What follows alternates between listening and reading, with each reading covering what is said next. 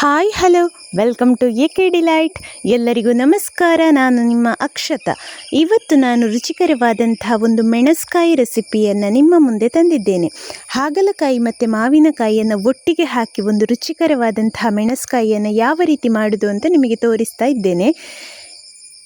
ಬನ್ನಿ ಹಾಗಿದ್ರೆ ಈ ರುಚಿಕರವಾದಂತಹ ಮೆಣಸ್ಕಾಯಿಯನ್ನು ಯಾವ ರೀತಿ ಮಾಡೋದು ಅಂತ ನೋಡುವ. ಅದಕ್ಕೂ ಮೊದಲು ನಮ್ಮ ಚಾನೆಲ್ಗೆ ಯಾರೆಲ್ಲ ಸಬ್ಸ್ಕ್ರೈಬ್ ಮಾಡಲಿಲ್ವೋ ಸಬ್ಸ್ಕ್ರೈಬ್ ಮಾಡಿ, ಹಾಗೆ ವಿಡಿಯೋನ ಫುಲ್ ನೋಡಿ ಸಪೋರ್ಟ್ ಮಾಡಿ. ಬನ್ನಿ ಮೆಣಸ್ಕಾಯಿಯನ್ನು ಯಾವ ರೀತಿ ಮಾಡೋದು ಅಂತ ನೋಡುವ. ನೋಡಿ, ಈ ಮೆಣಸ್ಕಾಯಿ ಮಾಡಲಿಕ್ಕೆ ನಾನಿಲ್ಲಿ 2 ಹಾಗಲಕಾಯಿ ಹಾಗೆ 2 ಕಾಯಿ ಮಾವಿನಕಾಯಿಯನ್ನು ತಗೊಂಡಿದ್ದೇನೆ. ಇದು ನೆಕ್ಕರೆ ಮಾವಿನಕಾಯಿ. ನೀವು ಬೇಕಿದ್ರೆ ಬೇರೆ ಮಾವಿನಕಾಯಿ ಕೂಡ ಯೂಸ್ ಮಾಡಿಕೊಳ್ಳಬಹುದು.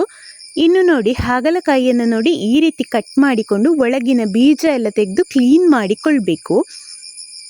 ನಾನಿಲ್ಲಿ ಫಸ್ಟಿಗೆ ಹಾಗಲಕಾಯಿಯನ್ನು ಕಟ್ ಮಾಡಿಕೊಳ್ತಾ ಇದ್ದೇನೆ. ಒಳಗಿನ ಬೀಜ ತೆಗೆದು ಅದನ್ನು ಸಣ್ಣ ಸಣ್ಣ ತುಂಡುಗಳನ್ನಾಗಿ ಕಟ್ ಮಾಡಿಕೊಳ್ಬೇಕು. ಹಾಗಲಕಾಯಿಯೆಲ್ಲ ತುಂಬ ಕಹಿ ಇರುವ ಕಾರಣ ಈ ಹಾಗಲಕಾಯಿಯನ್ನು ತಿನ್ನುವವರ ಸಂಖ್ಯೆ ತುಂಬ ಕಡಿಮೆ ಇರ್ತದೆ. ಹಾಗಿರುವಾಗ ಈ ರೀತಿ ಮೆಣಸ್ಕಾಯಿ ಎಲ್ಲ ಮಾಡಿದರೆ ತುಂಬ ಕಹಿ ಬರುವುದಿಲ್ಲ. ನಾವಿದಕ್ಕೆ ಬೆಲ್ಲವನ್ನು ಹಾಕುವ ಕಾರಣ ತುಂಬ ಕಹಿ ಬರುವುದಿಲ್ಲ. ಹಾಗಾಗಿ ಅಪರೂಪಕ್ಕೆ ಒಂದೊಂದು ಸಲ ಈ ರೀತಿ ಕೂಡ ಹಾಗಲಕಾಯಿಯನ್ನು ಕೂಡ ಈ ರೀತಿ ಮಾಡಿ ಸೇವಿಸಿಕೊಳ್ಳಬಹುದು. ನೋಡಿ, ನಾನು ಈ ರೀತಿ ಸಣ್ಣ ಸಣ್ಣ ತುಂಡುಗಳನ್ನಾಗಿ ಕಟ್ ಮಾಡಿಕೊಂಡಿದ್ದೇನೆ. ಇನ್ನಿದನ್ನು ಒಂದು ಪ್ಲೇಟಲ್ಲಿ ಎತ್ತಿಟ್ಟುಕೊಳ್ತಾ ಇದ್ದೇನೆ.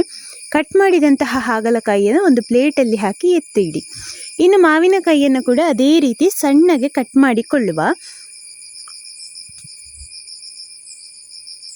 ಈ ಮೆಣಸ್ಕಾಯಿಗೆಲ್ಲ ಪೀಸ್ ಸಣ್ಣ ಇದ್ದರೆ ಒಳ್ಳೆಯದು. ತುಂಬ ದೊಡ್ಡ ತುಂಡುಗಳನ್ನಾಗಿ ಮಾಡಿಕೊಳ್ಳಿಕ್ಕೆ ಹೋಗಬೇಡಿ. ಸಣ್ಣ ಸಣ್ಣ ತುಂಡಾದರೆ ತುಂಬ ರುಚಿಯಾಗಿರ್ತದೆ. ನೋಡಿ, ಈ ರೀತಿ ಮಾವಿನಕಾಯಿಯನ್ನು ಸಣ್ಣ ಸಣ್ಣ ತುಂಡುಗಳನ್ನಾಗಿ ಕಟ್ ಮಾಡಿಕೊಳ್ತಾ ಇದ್ದೇನೆ. ನೋಡಿ, ಇಷ್ಟು ಸಣ್ಣ ತುಂಡುಗಳನ್ನಾಗಿ ಕಟ್ ಮಾಡಿಕೊಳ್ಳಿ. ಇದೇ ರೀತಿ ನಾನು 2 ಮಾವಿನಕಾಯಿಯನ್ನು ನೋಡಿ ಈ ರೀತಿ ಕಟ್ ಮಾಡಿ ಒಂದು ಪಾತ್ರೆಗೆ ಹಾಕಿಕೊಂಡಿದ್ದೇನೆ. ಇನ್ನಿದನ್ನು ಸ್ಟವ್ ಮೇಲೆ ಇಟ್ಟು ಅದಕ್ಕೆ ಒಂದು 2 ಲೋಟ ಆಗುವಷ್ಟು ನೀರನ್ನು ಹಾಕಿ, ನಾವಿಲ್ಲಿ ಬಿಸಿ ನೀರನ್ನು ಹಾಕಿಕೊಂಡಿದ್ದೇವೆ. ನೀವು ತಣ್ಣಗಿನ ನೀರು ಹಾಕಿ ಕೂಡ ಬೇಯಿಸಿಕೊಳ್ಬೋದು. ಬಿಸಿ ನೀರಾದರೆ ಸ್ವಲ್ಪ ಬೇಗ ಆಗ್ತದೆ ಅಂತ ಬಿಸಿ ನೀರನ್ನು ಹಾಕಿಕೊಂಡದ್ದು. ಇನ್ನು ಸ್ಟವ್ ಹಚ್ಚಿ ಇದಕ್ಕೆ ರುಚಿಗೆ ಬೇಕಾದಷ್ಟು ಉಪ್ಪು, ನಾವಿಲ್ಲಿ 1 ಚಮಚ ಆಗುವಷ್ಟು ಉಪ್ಪನ್ನು ಆ್ಯಡ್ ಮಾಡಿಕೊಂಡಿದ್ದೇವೆ.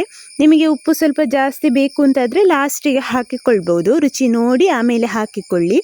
ಇನ್ನಿದಕ್ಕೆ ಬೆಲ್ಲವನ್ನು ಆ್ಯಡ್ ಮಾಡಿಕೊಳ್ಳುವ.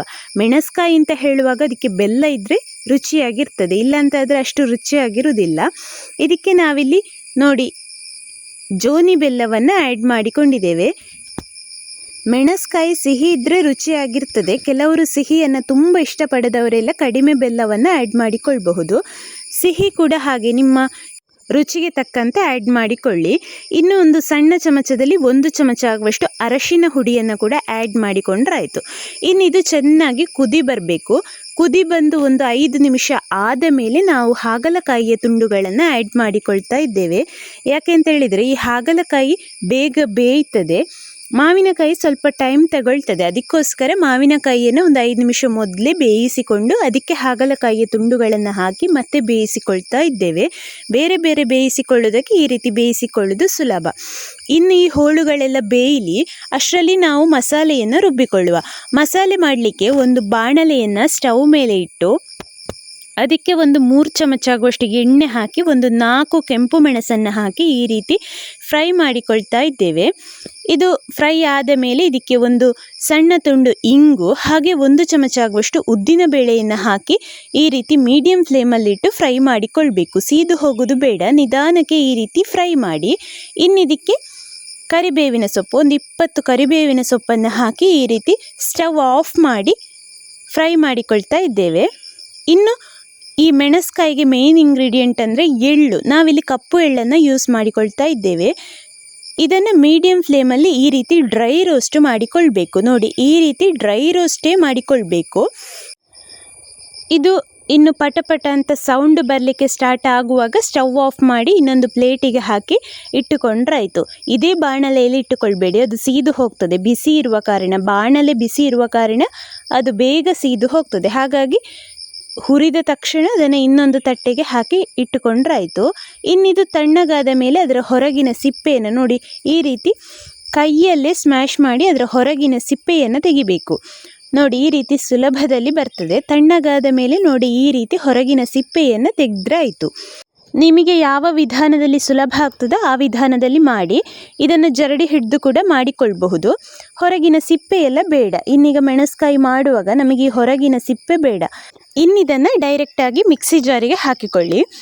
ನೀವು ಗ್ರೈಂಡರಲ್ಲಿ ರುಬ್ಬಿಕೊಳ್ಳೋದಾದರೆ ಗ್ರೈಂಡರಲ್ಲಿ ಕೂಡ ರುಬ್ಬಿಕೊಳ್ಬಹುದು. ನಾವಿಲ್ಲಿ ಮಿಕ್ಸಿ ಜಾರಲ್ಲಿ ರುಬ್ಬಿಕೊಳ್ತಾ ಇದ್ದೇವೆ. ಹಾಗೆ ನಾವು ಹುರಿದಿಟ್ಟಂತಹ ಮಸಾಲೆಯನ್ನು ಕೂಡ ಇದಕ್ಕೆ ಹಾಕಿಕೊಂಡು ಮಿಕ್ಸಿ ಜಾರಿಗೆ ಹಾಕಿ ಇನ್ನಿದಕ್ಕೆ ತುರಿದಂತಹ ಕಾಯಿ ತುರಿಯನ್ನು ಹಾಕಿಕೊಳ್ಬೇಕು. ಒಂದು ಮೀಡಿಯಂ ಸೈಜಿನ ಕಾಯಿ ತುರಿಯನ್ನು ನಾವಿಲ್ಲಿ ತುರಿದು ಇಟ್ಟುಕೊಂಡಿದ್ದೇವೆ.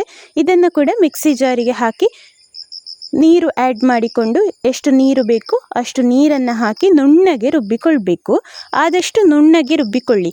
ನಿಮಗೆ ಮಿಕ್ಸಿ ಜಾರಲ್ಲಿ ಕಷ್ಟ ಆಗ್ತದೆ ಅಂತಾದರೆ ನೀವು ಗ್ರೈಂಡರಲ್ಲಿ ಕೂಡ ರುಬ್ಬಿಕೊಳ್ಬಹುದು. ನೋಡಿ ಇದೀಗ ರುಬ್ಬಿದಂತಹ ಮಿಶ್ರಣ, ನುಣ್ಣಗೆ ರುಬ್ಬಿದಂತಹ ಮಿಶ್ರಣ.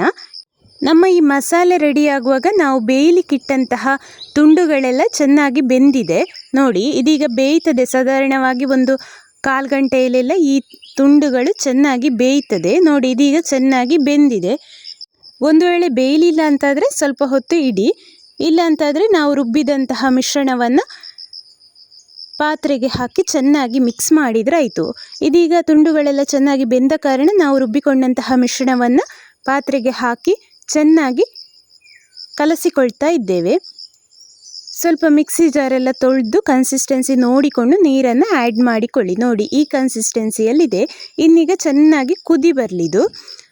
ಒಂದು ಕುದಿ ಬಂದ ಮೇಲೆ ನಿಮಗೆ ಬೇಕು ಅಂತಾದರೆ ಸ್ವಲ್ಪ ಉಪ್ಪು ಅಥವಾ ಸಿಹಿ ಅಥವಾ ಖಾರ ಬೇಕಿದ್ದರೆ ಸ್ವಲ್ಪ ಮೆಣಸಿನ ಹುಡಿಯನ್ನು ಕೂಡ ಆ್ಯಡ್ ಮಾಡಿಕೊಳ್ಬಹುದು. ಇಲ್ಲಂತಾದರೆ ನೀವು ಮಸಾಲೆಗೆ ಫ್ರೈ ಮಾಡುವಾಗ ಕೆಂಪು ಮೆಣಸು ಸ್ವಲ್ಪ ಜಾಸ್ತಿ ಹಾಕಿಕೊಂಡ್ರೆ ಆಯಿತು. ಇನ್ನು ನಾವಿದಕ್ಕೊಂದು ಒಗ್ಗರಣೆಯನ್ನು ಹಾಕಿದರೆ ರುಚಿಕರವಾದಂತಹ ಮೆಣಸ್ಕಾಯಿ ರೆಡಿ ಆಗ್ತದೆ. ಒಗ್ಗರಣೆಗೆ ನಾನಿಲ್ಲಿ 1 ಚಮಚ ಆಗುವಷ್ಟು ತೆಂಗಿನೆಣ್ಣೆ, 1 ಚಮಚ ಸಾಸಿವೆ ಹಾಗೆ ಒಂದು 15 ಕರಿಬೇವಿನ ಸೊಪ್ಪನ್ನು ಹಾಕಿ ಒಂದು ಒಗ್ಗರಣೆ ಕೊಟ್ಟರೆ ರುಚಿಕರವಾದಂತಹ ಮೆಣಸ್ಕಾಯಿ ರೆಡಿ ಆಗ್ತದೆ.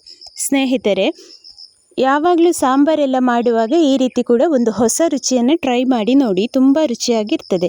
ಹಾಗಿದ್ದರೆ ಸ್ನೇಹಿತರೆ, ಈ ವಿಡಿಯೋ ಎಲ್ಲರಿಗೂ ಇಷ್ಟ ಆಗಿದೆ ಅಂದ್ಕೊಳ್ತೇನೆ. ಒಂದು ಲೈಕ್ ಕೊಟ್ಟು ಶೇರ್ ಮಾಡಿ, ಸಬ್ಸ್ಕ್ರೈಬ್ ಮಾಡಿ, ಹಾಗೆ ಬೆಲ್ ಐಕಾನನ್ನು ಪ್ರೆಸ್ ಮಾಡಿ. ಮುಂದಿನ ವಿಡಿಯೋದೊಂದಿಗೆ ಸಿಗೋಣ. Thank you.